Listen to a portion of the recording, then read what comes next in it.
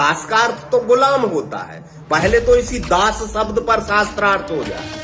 अनिरुद्धाचार्य ने तो वो किया है कि जैसा गाल वैसा ही तमाचा मारा। अनिरुद्धाचार्य ने बहुत बढ़िया किया।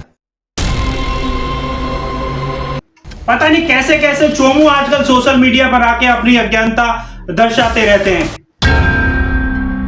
इसे कहते हैं मुद्दे से भागना। ये तुम्हारे महाचोमू की बौखलाहट है। इसे बौखलाहट कहते हैं चोमू। इसे जैसा गाल वैसा तमाचा नहीं कहते हैं, इसे बौखलाहट कहते हैं, इसे घबराहट कहते हैं, इसे भगोड़ा कहते हैं। और तुम्हारे महाचोमू ने वही किया है। फर्जी आदमी है वो। उसके मुंह लगना क्या भौंकता रहता है? क्या मुंह लगना उसकी? कबीर ने सही कहा था ऐसे लोगों कि तू तो रंडी फेरे बेहंडी। कबीर खुद कहेगा कि रंडी हैं ये लोग। रामपाल जैसे ही लोगों को रंडी कहा है। इस विषय में गरीबदास जी महाराज जी की वाणी है, कामी योगी कामिनी जैसी मीठी खांड, ऐसे जोगियों को जोगनी जमपुर ले गई ये मारे बड़वे भांड। ऐसी वाणियां सुना देंगे ना, इसको सपने में भी संत रामपाल जी याद आएंगे। उद्देश्य किसी भी व्यक्ति, समुदाय, संस्था या धार्मिक लोगों की भावना को आदर करना नहीं। हमारा लक्ष्य केवल शास्त्रों में निहित गूढ़ और सकारात्मक सत्य को उजागर करना है। हम शास्त्रीय ज्ञान की तुलना वर्तमान में विभिन्न धर्म गुरुओं द्वारा साझा किए जा रहे विचारों से करते हैं, ताकि दर्शकों तक एक स्पष्ट, तर्कसंगत और सच्चे भक्ति मार्ग की समझ पहुंच सके।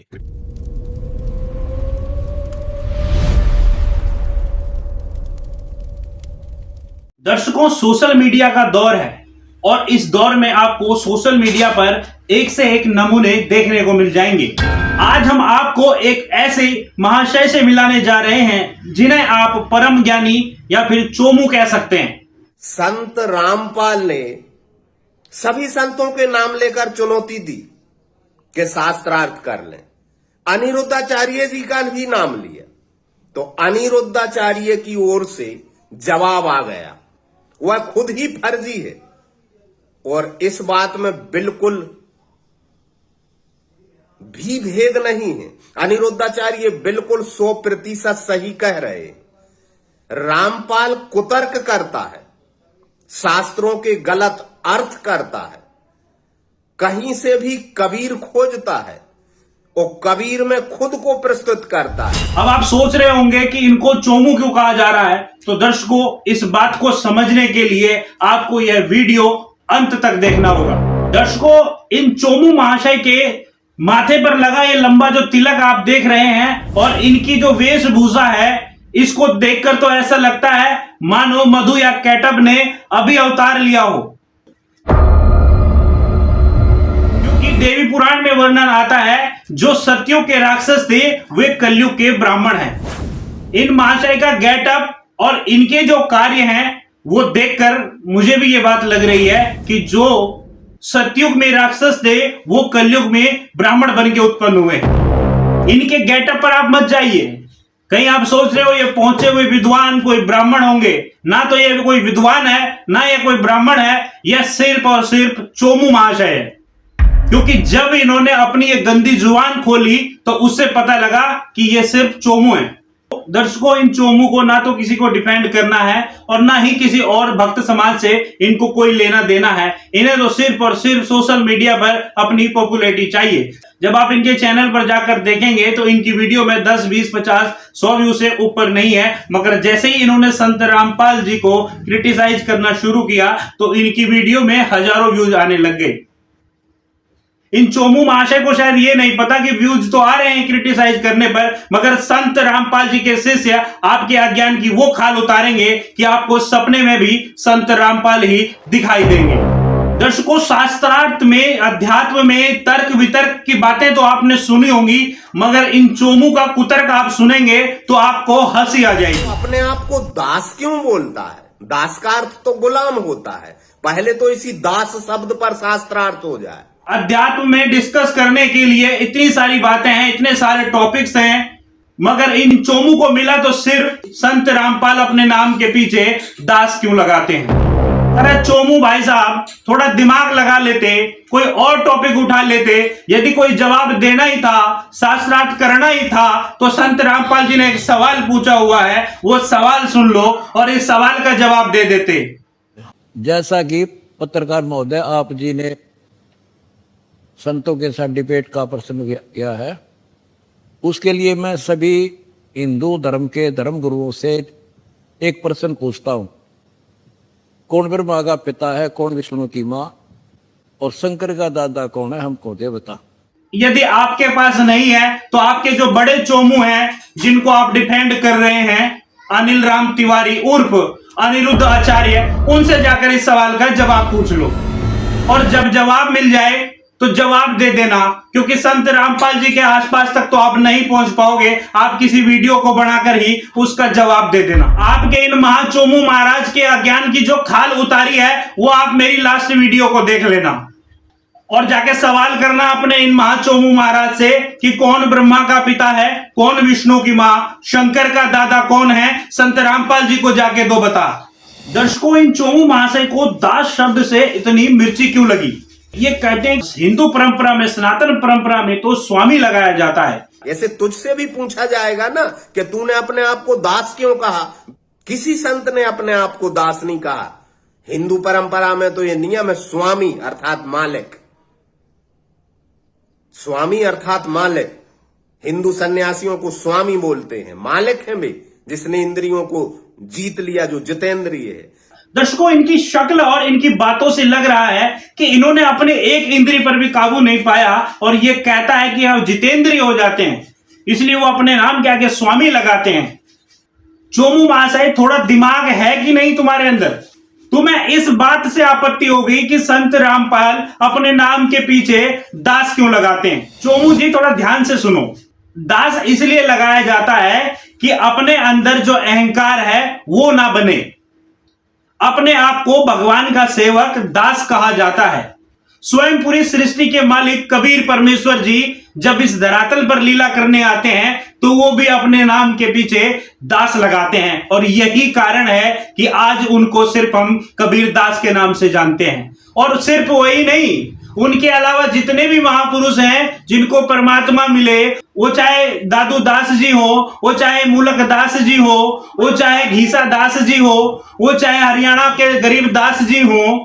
और सबसे बड़ी बात, हिंदू धर्म में एक बहुत बड़ा ग्रंथ माना जाता है जिसको हम श्री रामायण के नाम से जानते हैं, उनको लिखने वाले भी गोस्वामी तुलसीदास ही लगाया करते थे। चोमू महाशय, कुछ नॉलेज भी रखते हो या बस कैमरे पे आके जो मुंह में आए वो बक दिया, इसलिए दर्शकों इनको चोमू नाम दिया गया है। परमेश्वर जी कहते हैं कि दास कहावन कठिन है और मैं दासन का दास। चोमू महाशय जो अपने नाम के पीछे स्वामी, शास्त्री या फिर श्री श्री 1008 श्री इस तरह के नाम लगाने से प्राणी के अंदर अहंकार उत्पन्न होता है। जिसके अंदर अहंकार है उसके प्रभु आसपास भी नहीं है। मतलब क्या कुतर्क है आपका? आपको इस बात से आपत्ति होगी कि वो अपने नाम के पीछे दास क्यों लगाते हैं। गरीब दास जी कहते हैं, सेवक होके उतरे इस पृथ्वी के माही और जीव उदाहरण जगत गुरु बार बार बलि जाही। वो परमेश्वर दास सेवक होके उतरे, अपने आप को कबीर दास कहा और जिन महापुरुषों ने परमात्मा प्राप्ति की है उन्होंने अपने नाम के पीछे दास ही लगाया। दास भाव का अर्थ है अपने अहंकार को खत्म करना। तुम तो अहंकार में इस कदर भूले हुए हो, काबू आपका एक इंद्रिय पर भी नहीं है और स्वयं को जितेंद्रिय घोषित कर रहे हो। चोमू महाशय, संत रामपाल जी के शिष्यों से पाला पड़ा है आपका। आपके अज्ञान का तिनका गिनवा देंगे। संत रामपाल जी का 1% ज्ञान सुन लो आप।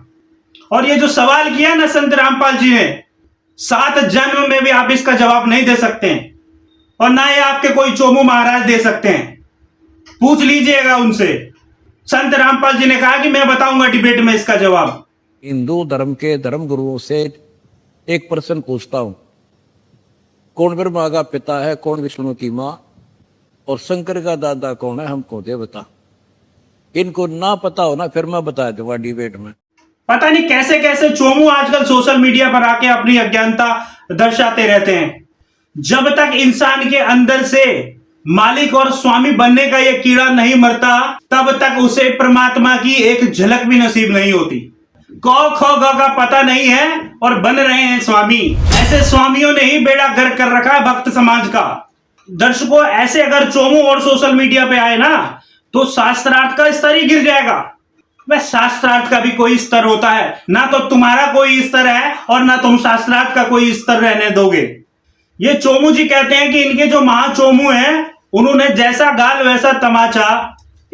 अनिरुद्धाचार्य ने तो वो किया है कि जैसा गाल वैसा ही तमाचा मारा। अनिरुद्धाचार्य ने बहुत बढ़िया किया।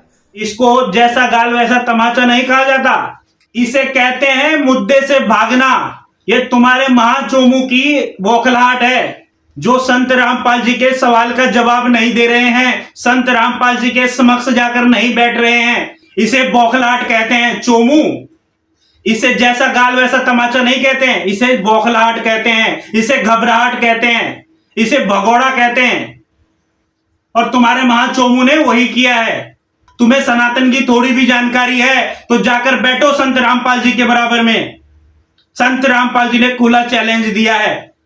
एक आपने कुछ दिनों पहले बयान दिया था कि आप शास्त्रार्थ के लिए ओपन है, कोई open? बिल्कुल कोई भी आए, कोई आओ, उसका तरीका क्या है? मान लीजिए कोई बच्चा आपके साथ या कोई बच्चा नहीं, बच्चे ने बच्चा मतलब पहलवान खेला, एक बालक आके आ जाए कुश्ती लड़ेगा, लड़ेगा खेला, कट्टे गाड़ी थी बराबर का। अच्छा, वेट मिला है। तो शंकराचार्य चारों अच्छा, आ जाओ। उनके अलावा कोई और? इतने महंत बने बैठे हैं जिनके पास चेले मुखा रखी, प्रेमानंद जैसे। अच्छा, कोई आओ मेरे साथ, अनुरुद्ध आचार्य और ये तो।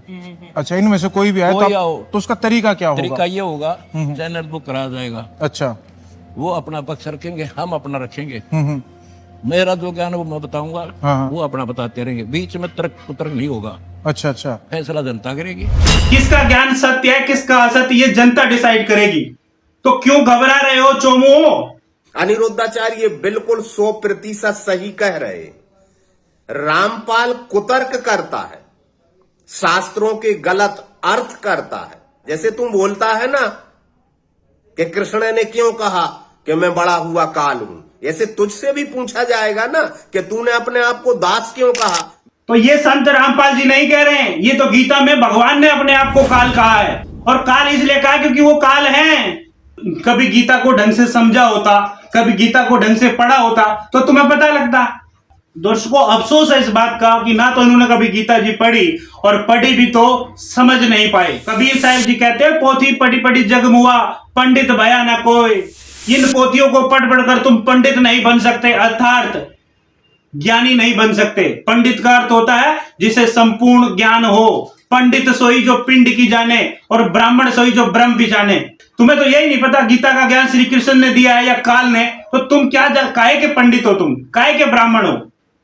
तुम चोमू हो, डाल के गले में पट्टी, लंबा सा तिलक लगा के और ये पीले नीले वस्त्र पहन के बन गए जी स्वामी। अरे डुबो दिया तुमने भक्त समाज को, ये पूर्वज भूत बना दिए तुमने शास्त्र विरुद्ध साधना करके।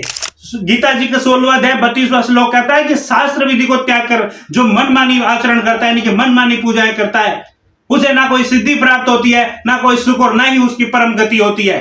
इसलिए कर्तव्य और अकर्तव्य की अवस्था में तेरे लिए शास्त्र ही प्रमाण है अर्जुन।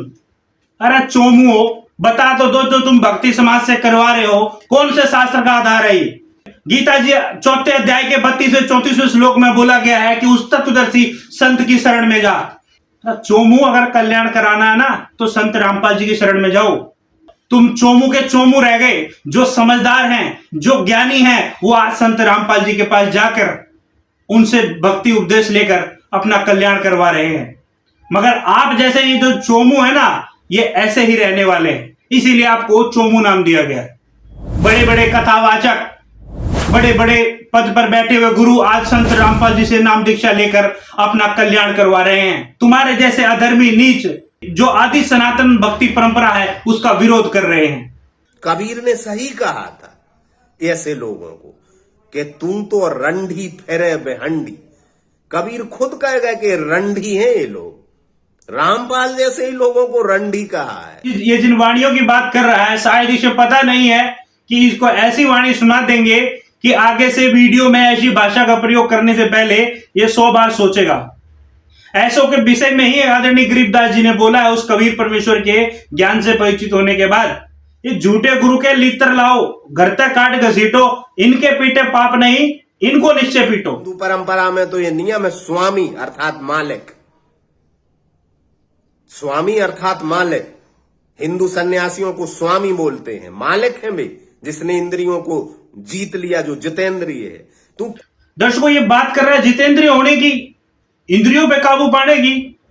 इस विषय में गरीबदास जी महाराज जी की वाणी है, कामी योगी कामिनी जैसी मीठी खांड, ऐसे जोगियों को जोगनी जमपुर ले गई, ये मारे बड़वे भांड। ऐसी वाणियां सुना देंगे ना, इसको सपने में भी संत रामपाल जी याद आएंगे। आगे से वीडियो बनाने से पहले विचार कर लियो वीडियो किसके ऊपर बना रहा है। और ऐसी बहुत सी वाणियां पता है हमारे को, सोशल मीडिया है, मर्यादित भाषा का प्रयोग कर।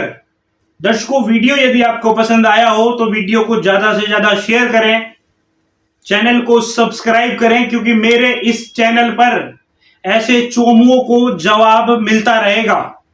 जय हिंद, जय भारत, जय संत रामपाल महाराज।